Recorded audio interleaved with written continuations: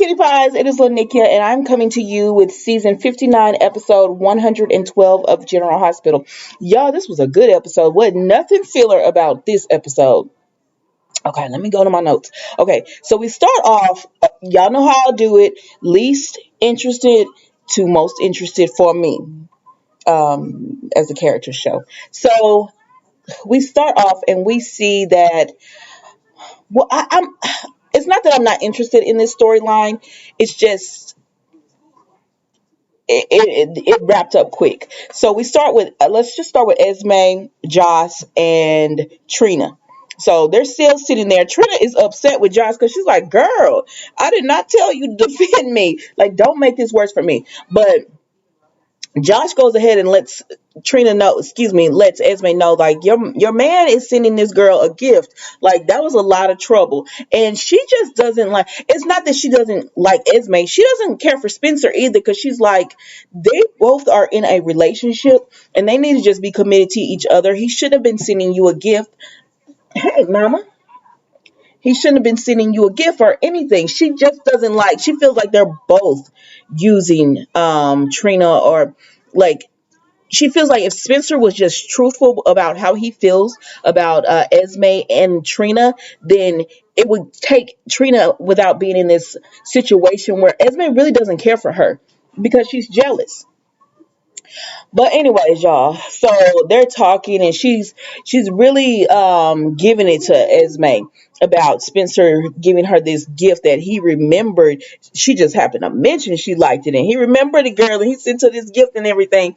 And Esme is like, she keeps telling her, Josh keeps telling her, be truthful that it upsets you or whatever. But Esme is just like, no, no. He told me he was gonna give her a gift, and she said, I bet he didn't tell you it was that personal though, or whatever. But Esme ends up leaving because she and Trina are okay with each other. Trina's just like, I mean, I accept your apology, but she's just accepting it to because she doesn't want any problems with her.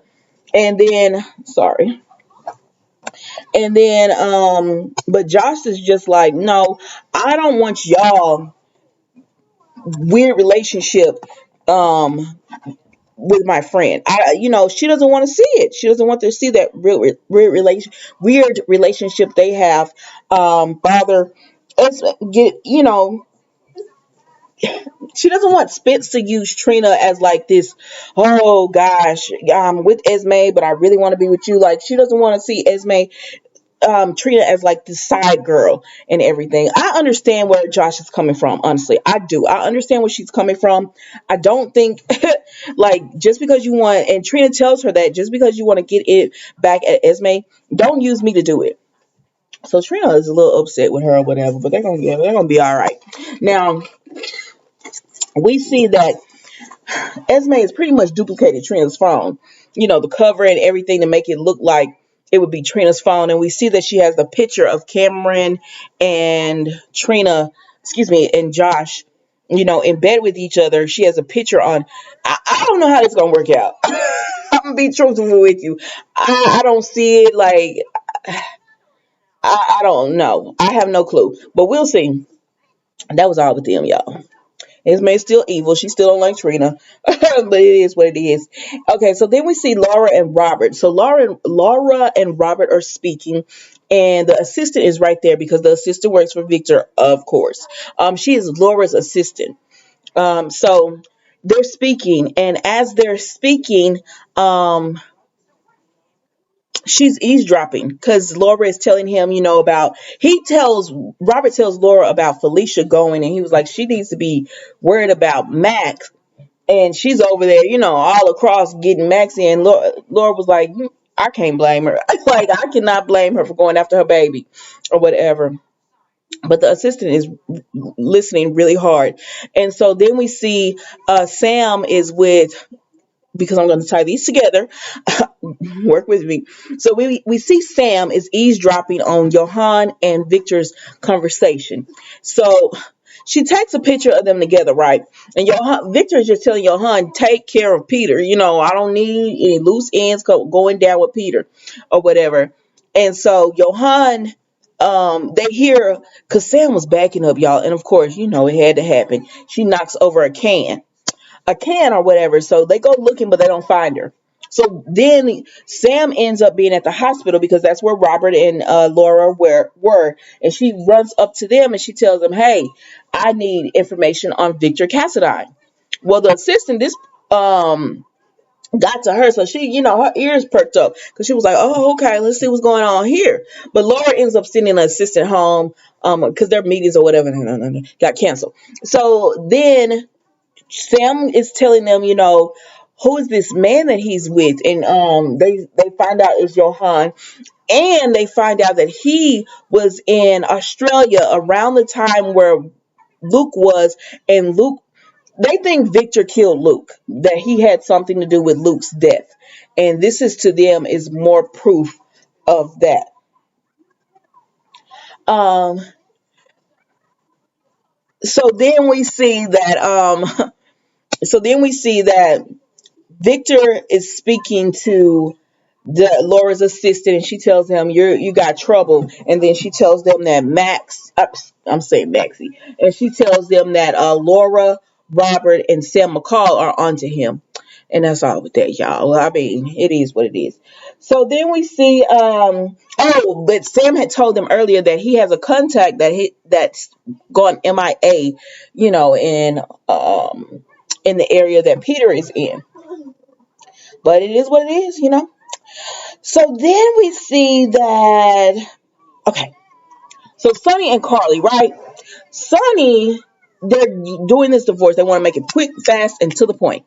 Carly is not fighting Sonny for anything. She's like, listen, I got my own money. I don't need his. He can have it all. Shared assets, keep it. We're going to make this divorce quick, painless, and just be about our business. So they're agreeing to everything because she's giving up everything. The only thing she said she wanted was the house. And Sonny's like, no, you can't have the house. And she was like, Sonny, you can visit anytime or whatever. But she even with that, she said, take it. That's why Carly is done with Sonny, because she was like, listen, if this house is gonna slow up proceedings, you can have it. Because I'm done. And so she tells him you can go ahead and have the house and everything.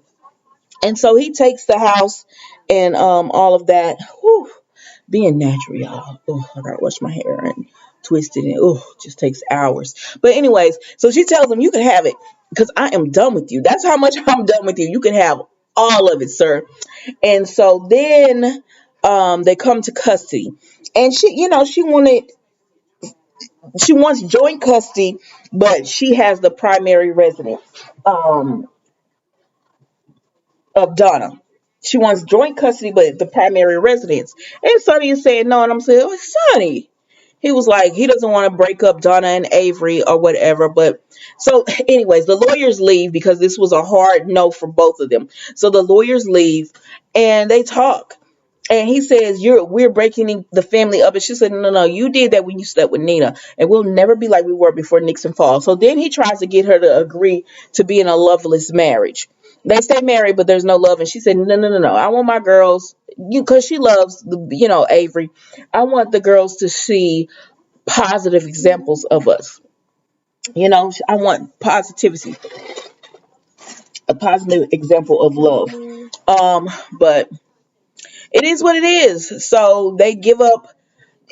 So finally, Sonny realizes, that he was wrong. So he tells her, you can have the house. I'll move back into the penthouse, and I'll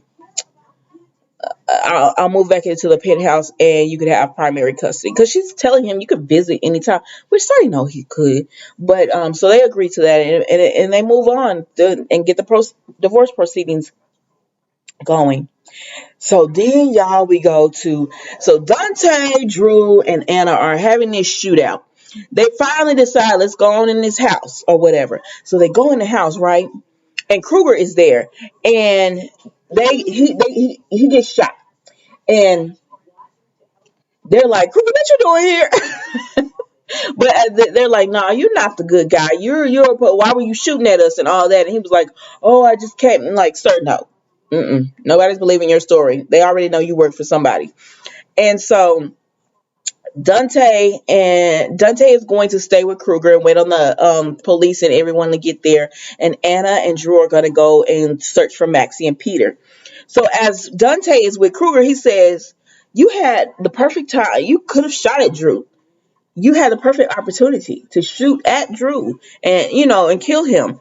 But you didn't. Why? I think you had orders. You sold yourself, and whoever you sold yourself to doesn't want Drew hurt. So he's already calculating that you were for Victor probably or whatever. So then Anna and Drew are going to look for Maxie and Peter. Okay, so y'all know Maxie escaped yesterday. Okay, so Maxie's on the run and she's flagged down this car. And I said, girl, you on flag down Peter. But it wasn't Peter.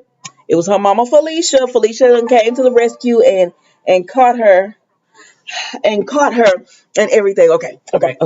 So because this was so funny to me. So they came to the rescue for Maxie and they get in the car and Felicia admits, she tells her how she found her and she remembered, and Maxie's like, Mama, you're awesome. I love me some Maxie, y'all. And she's like, Mom, you're awesome and everything. Okay. So then they're doing this winding road and I said, oh my God, they are this winding road. They're gonna accidentally slip or something because it's snow outside. They're gonna have a wreck. So they're trying to get to safety. And she said, have you told Anna or anything? And Felicia was like, no, I ain't told nobody. And I'm like, girl, you need to call them. Like, call them and let them know. But she hasn't yet. So then they're driving, trying to get to safety or whatever. And they get a car behind them and they know it's Peter because he's driving too fast. He's driving too hard on them and everything. Now, how Peter knows them in the car and not just some random, I don't know. But apparently he knew it was Maxie in that car. So he runs them off the road, right? So Felicia's in the car. She's kind of woozy or whatever. And I'm like, Felicia, pull yourself together. But she can't. So Maxie's like, don't worry, Mom. I'm going to distract him and get him away. And Felicia's like, Maxie, no, don't do that. But she does. So it's okay. So Maxie, then she goes and she runs out until like this pier. Now, where Maxie was running to, I do not know. But she's running. So she goes and she gets on this pier and Peter shoots or whatever, right? So that stops her in her tracks or whatever, right? Okay, so that stops her in her tracks. So then Peter comes out talking about, Maxie, you have a choice. Come back up here with me or I'm going to kill you. And I'm like, sir, this girl does not want you. Like, if you can't see this, if she doesn't be with you, you're going to kill her. How is that going to work? She going to come up there and what, y'all going to hug after you and told her I'm going to kill you? What is going on? Like, the logic of it all. But anyways, that doesn't, because Maxie's like, listen, I don't want you. So what's going to happen is I'm not coming up there. And if you want to kill me, you're just going to have to do it. And you're going to be the monster that you know you are. You're just a complete monster. And he was like, you were supposed to save me, Maxie. Like, don't put that pressure on somebody. And people do that in real life. But like, sir, she cannot save you. But yeah, he pulled up the gun because she said, no, I'm not going. So you're going to have to shoot me. I'm not coming back to you. And he pulled up the gun. He was really finna kill her. And then Felicia knocked him out. And I said, y'all need to run over there and get the gun. Because we've seen too many stories where someone gets knocked out, but they're not gone. But yeah, that was General Hospital. This was definitely not a filler episode today. It was actually really good. I hope you have a great night and enjoy the rest of your week. I will see you tomorrow. Hump day.